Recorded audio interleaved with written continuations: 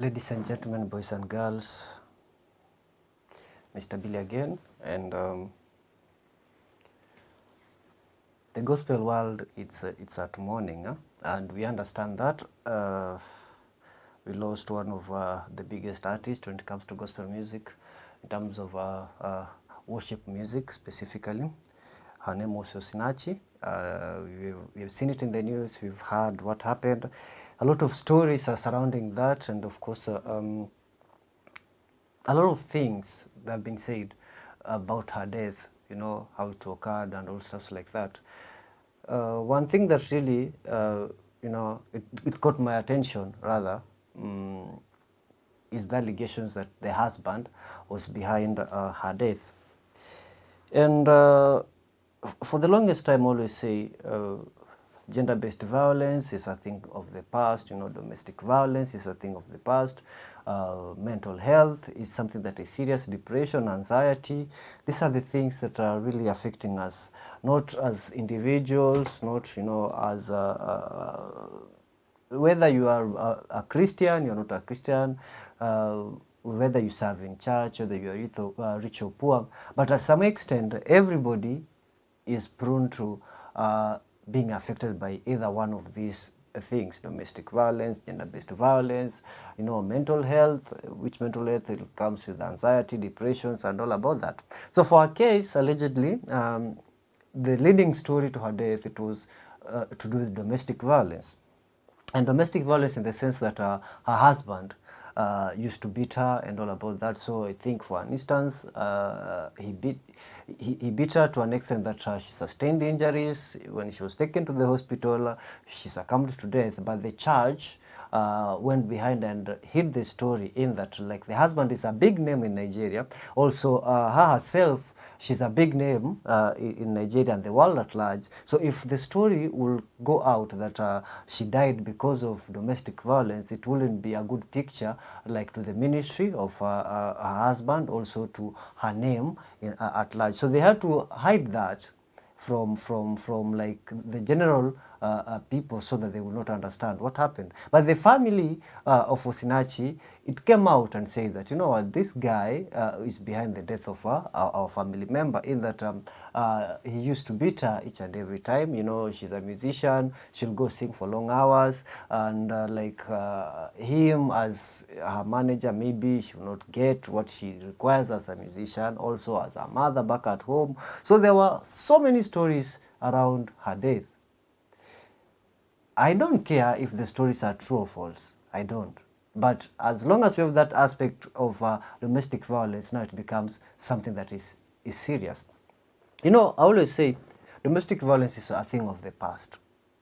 That is a thing that we left it, like, I don't know how many centuries back.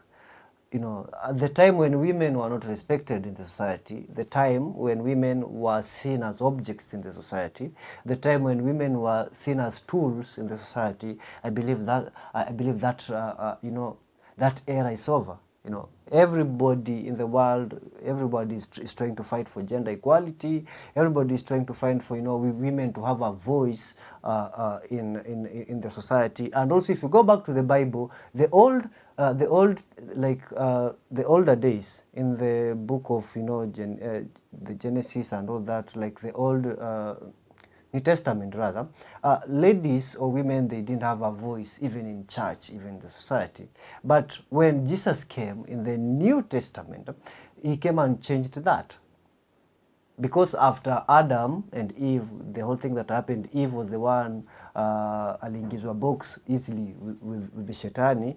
So from that, committing that sin, people in the old days wakasema ya kwamba women, they are not supposed to be seen as people, rather they are just seen as objects and stuff like that. But Mary gave birth to Jesus Christ, and that's why we are celebrating Easter.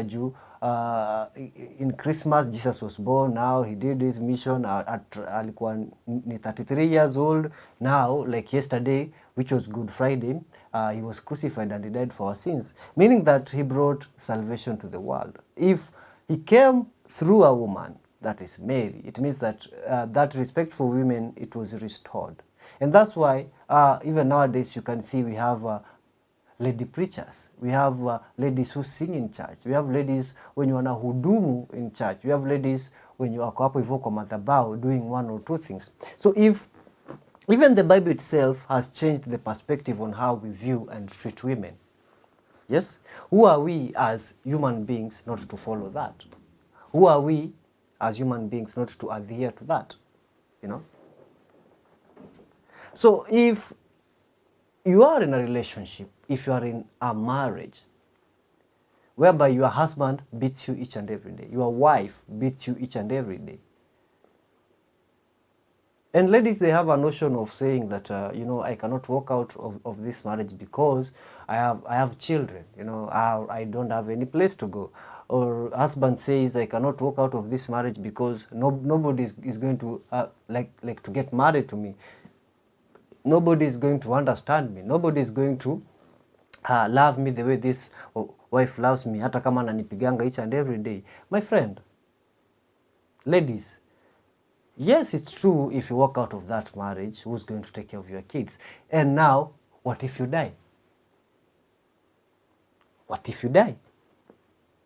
Osinachi is dead. Who's going to take care of her children? If that was the sole reason why she was staying in that relationship or in that marriage, because alikuwa anahofia, who's going to take care of my kids? Now you are dead. Who's going to take care of your kids? You are a man outside there. You know, your wife beats you each and every day. But because you want to hold that position in the society, unajua vizuri that people who are married and they have a family, they are being respected more than those people who are not married.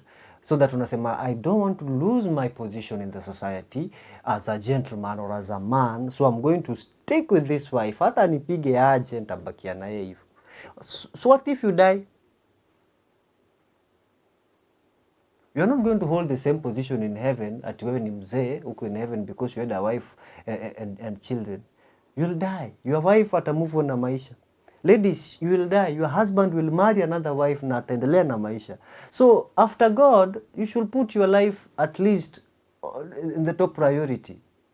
Because if, yes, there might be a reason why your husband anakupiga. You know, there might be a reason why your wife anakupiga. But nowadays, I believe if you see a problem in me, we sit down, we talk, and we understand each other. If we cannot be on the same page, we simply call it a quit at the end of the day. Ladies, make sure you have a thing that you are doing. Husbands, allow your ladies to have a thing. Hii notion yenye tuko now that if your lady will go to work, atamea pembe, ama atakuwa submissive to me, it's wrong. It's wrong. Let your lady have a thing on the side. Because ladies, if something happens, you can easily walk out of that marriage, go build your own life. Lea watoto wako vizuri, look for another man, you get married vizuri. Husbands, the same thing. If bibi yako anakupiga, there is no offense. Unamwambia tu, you know what, let's call it a quit. I love the way whites do their things. If it's not working out, they simply separate, anasema mtoto tutalea. And everybody goes on, moves on with their life, and then at the end of the day, you realize that nobody is going to bother another individual when it comes to easy vitu that's going to happen right about now. So it's just a simple reminder. I'm not advising you, mimi si advisor, mimi si therapist, but I'm just opening up your eyes. See things in a different perspective. Don't see things when it's late. You know, you'll die, tutalia, tukuzike, ule bwanako aoe, akona kashugwa mahali pa. It's serious. Aende pale aoe, you know, and he will continue with this life. You'll be dead. You know, you leave your children to suffer. That's why unapatanga watoto sasa wanaenda wanateswa na mama yao wa kambo, wanaenda wanateswa na baba yao ya kambo, because you are dead and there is nobody who's going to look after them. So think about that. Think about that. Don't be in a place ukwame pale in the sense that sasa nikitoka hapa nitaenda happy. God is going to take care of you. You know. But don't lose your life in the name of love. Marriage is more than love. It's way more than love. Na tuache mambo ya kuvumilia sana. Yes, it's allowed mtu kuvumilia, but sio sana. Your life is precious. Your family looks up to you. If you die, where will your kids go?